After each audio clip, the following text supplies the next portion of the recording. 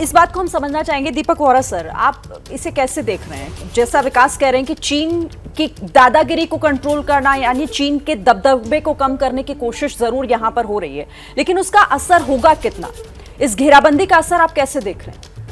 आपका सवाल बहुत अहम है, बहुत होशियार सवाल है, उसका जवाब देना इतना आसान नहीं है। लेकिन डिप्लोमेसी में क्या होता है कि अग्रीमेंट्स हम लोग करते हैं, फिर उनको ऑपरेशनलाइज करने में समय लगता है। यूरोपियन यूनियन की जब स्थापना हुई थी तो 25 साल लगे थे, उससे पहले कि कोई कॉन्क्रीट एक्शन उन्होंने लिया। नेटो की भी स्थापना हुई, उसके बाद बहुत समय लगता है। लेकिन मैंने अपने 50 साल के डिप्लोमेटिक करियर में जो देखा है, जिस रफ्तार से क्वाड अपने आप को ढूंढ रहा है, अपने आप को स्थापित कर रहा है, वो इट्स क्वाइट अमेजिंग। मैंने पहले ये कभी नहीं देखा और इसीलिए चीन घबराया हुआ है। पहले बोला कि क्वाड जो है वो तो समुद्र की जो लहरें होती हैं उनके ऊपर झाग है, उसकी तरह बह जाएगा। फिर बोला ओहो ये तो एशियन नेटो बन गया, अब कहता है एशियन नेटो बनने दो, क्या फर्क पड़ता है। तो ये सब सजेस्ट करता है कि घबराया हुआ है। अगर हम चीन का नाम ना भी लें, ये स्पष्ट है मैम कि हमारे विचारों में सबसे पहले ये आइडिया है कि चीन की अग्रेसिवनेस को किस तरह से कंट्रोल किया जाए। डिप्लोमेसी में हम कहते हैं व्हाट वी से, जो हम कहते हैं वो महत्वपूर्ण है, जो हम नहीं कहते वो और भी ज्यादा महत्वपूर्ण है। लोग उसे समझते हैं जो समझना चाहते हैं। अभी आपने जिक्र किया था 5G टेक्नोलॉजी का, अगर आप मुझे 1 मिनट और दें मैं समझा देता हूं। ये हुआवेई कंपनी, आप जानते हैं कि उनके चेयरमैन की जो बेटी थी, चीफ फाइनेंशियल ऑफिसर, 3 साल तक कनाडा में हाउस अरेस्ट में रही थी, फिर उनको रिहा कर दिया गया। अमेरिका ने आरोप लगाए थे बेईमानी के, चोरी के, डाके के, सब कुछ कहा था। खैर वो वापस चले गई, 2 कनेडियन डिप्लोमेट्स को रिलीज कर दिया, वो वापस आ गए। इससे पहले 2020 में एक देश है पापुआ न्यू गिनी, मैंने आपका दूतावास वहां खोला था, तो उन लोगों ने कहा कि आप लोगों ने, हुआवेई ने एक डेटा सेंटर हमारे लिए बनाया था $70 मिलियन के लिए, और वो एक दिन काम नहीं किया। सारी सरकार की फाइलें, पापुआ न्यू गिनी सरकार की फाइलें बीजिंग जा रही थी, और जो फायरवॉल बनाए थे वो डेटा सेंटर के चलने से 2 साल पहले ही खत्म हो गए थे, क्योंकि चीन का भगवान एक ही है, वो है पैसा। हर तरह छल कपट से वो करना चाहते हैं। तो पापुआ न्यू गिनी ने कहा कि हम आपके $70 मिलियन वापस नहीं करेंगे, कर लो जो करना है। चीन ने कहा ये कर देंगे, वो कर देंगे, बाद में कुछ नहीं किया। सिमिलरली आपने सोलोमन आइलैंड्स का भी जिक्र किया।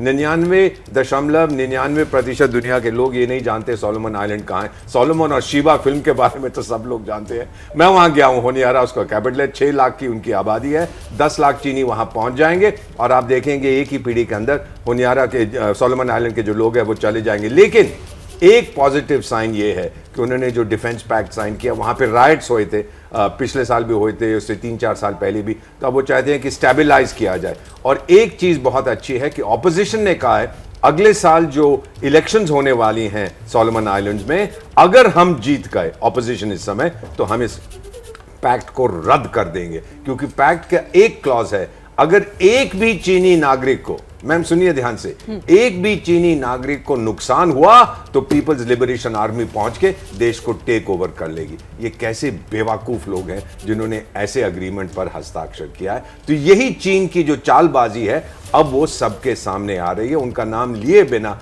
दुनिया समझ गई है। इसीलिए 2.5 साल से वो जो क्या सर उनका नाम क्या है जो चीन के लीडर है, मैं तो पिंग पोंग कहता हूँ, शी जिनपिंग, हाँ वही जो है पिंगलिंग, हाँ, वो 2.5 साल से अपने देश से बाहर निकले। यहाँ तक जो उनकी कॉलोनी है जिसके क्रिकेट खिलाड़ी प्राइम मिनिस्टर होते थे, अब उनको निकाल दिया, वहां तक नहीं गए। इसका मतलब वो डरे हुए हैं।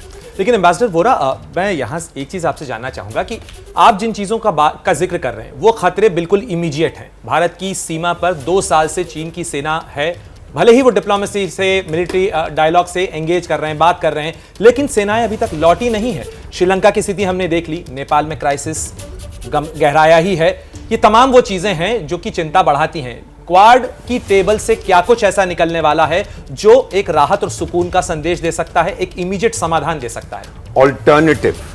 अब आपको एक जो इंडो पैसिफिक इकोनॉमिक फ्रेमवर्क है, आपको एक ऑल्टरनेटिव है। नहीं तो सर मोमबत्ती होती है ना रात को, आप देखते हैं वो इंसेक्ट्स जिनको हम मॉथ्स कहते हैं, वो आते हैं, फ्लेम की तरफ जाते हैं, भस्म हो जाते हैं। चाइना के अगेंस्ट अब एक ऑल्टरनेटिव आ रहा है जिसके बारे में सारी दुनिया आ जाती है, free and inclusive.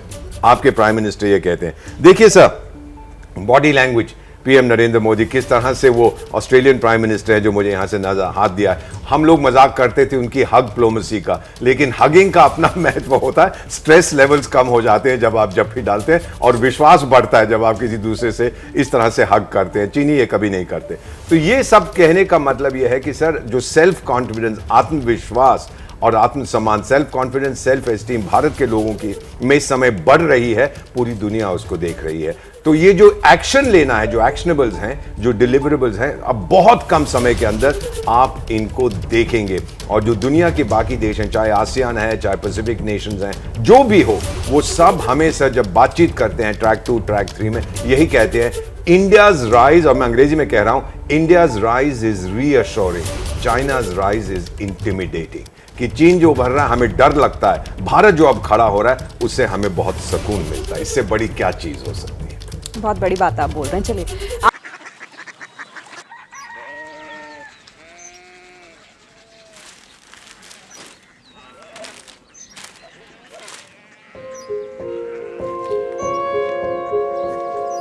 Baba Baba Korea city জানি না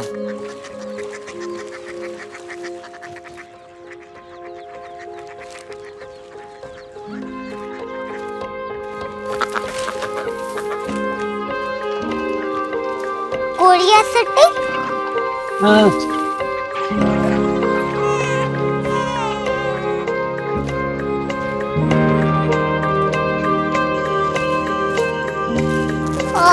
कोरिया सिटी कहाँ पे है? शहर अंग्रेजी लगे हैं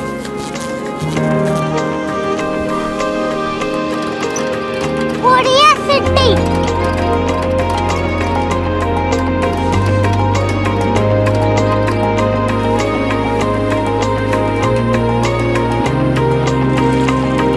वो बहुत दूर है।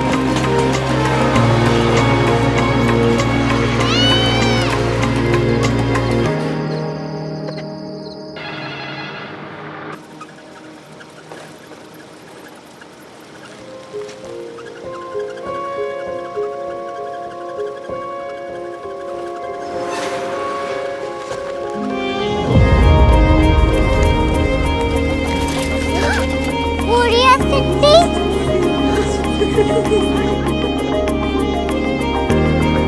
दुनिया को कुछ लोग बड़े होते हैं। कोरिया सिटी कहाँ है? प्रोफेसर साहब को पता होगा। हो, ये छोटा वाला ग्लोब लगता है और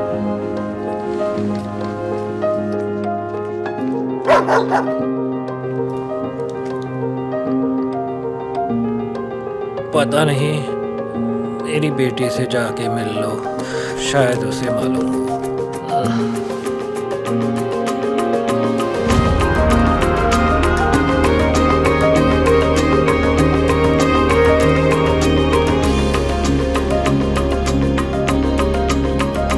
हाय, बाबा ने भेजा है। Come here. Korea city Korea city नहीं, क्यूरियोसिटी। वो क्या? That's what brought you here? जो तुम्हें यहाँ तक ले आया। क्यूरियोसिटी